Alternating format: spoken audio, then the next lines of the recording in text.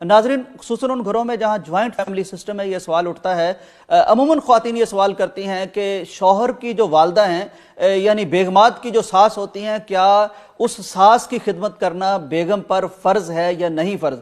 अच्छा, यही बात सऊदी अरब में एक आलिम दीन से, एक शेख से किसी खातून ने, अरबी खातून ने पूछा।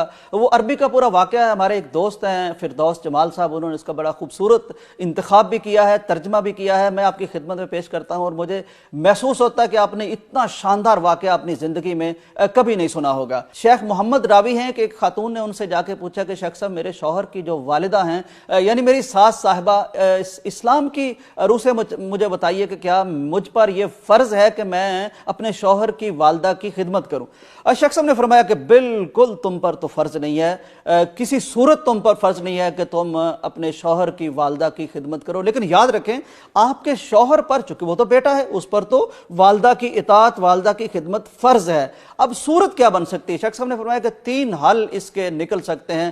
पहला हल यह है कि आपके शौहर अपनी वालदा और आपकी सास को अपने घर में ले आएं, खुद भी खिदमत करें, उनके बच्चे और बच्चियां भी खिदमत करें, क्योंकि शौहर की वो वालदा हैं और बच्चों की वो दादी हैं, आप बेशक खिदमत ना करें, आप पर तो फर्ज है ही नहीं। अब अगर आपको ये सूरत मंजूर ना हो तो दूसरी सूरत यह है कि शौहर वालदा के लिए अलग घर का इंतजाम करे और वहां उनकी खिदमत के लिए, खबरगिरी के लिए मुकम्मल एहतमाम करे। इस सूरत में आपके शौहर पर फर्ज होगा कि वक्तन फक्तन या जब भी वालदा डिमांड करे, तलब करे, उनको जरूरत महसूस हो तो चूंकि ये बेटा है, इस पर अपनी वालदा की अतात फर्ज है, तो ये फौरन वहां जाएंगे और अगर वालदा तकाजा करती हैं कि पूरी रात मेरे पास रुको, तो बतौर बेटा वालदा की खिदमत करने के लिए सारी रात वालदा के सराहने रहना आपके शौहर पर फर्ज है। उस दिन ये घर नहीं आएगा और अगर वालदा कहती है 1-2 दिन और रुक जाओ, तो फिर भी उसे रुकना पड़ेगा, क्योंकि आप पर तो अपनी सास की खिदमत फर्ज नहीं है, लेकिन आपका खामद जो है, चूंकि वो तो बेटा है, उसकी वालदा है, उस पर तो ये फर्ज है। तो आपको ये बर्दाश्त करना पड़ेगा कि शौहर घर से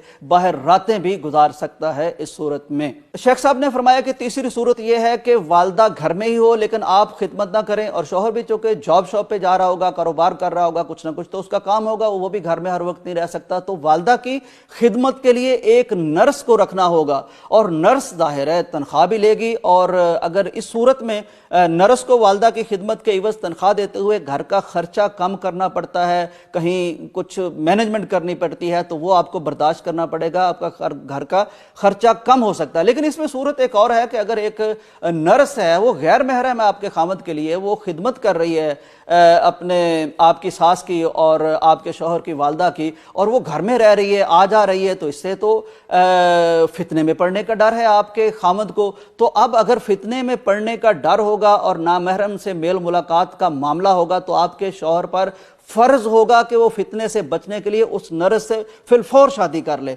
अगर वो शादी कर लेता है तो उसे 3 सवाब मिलेंगे, एक दूसरी शादी करने का सवाब, एक वालदा की खिदमत करने का सवाब, और तीसरा फितने से बचने का सवाब। तो ये 3 सूरतें हैं। वैसे आप पर अपने शौहर की वालदा की खिदमत करना बिल्कुल फर्ज नहीं है।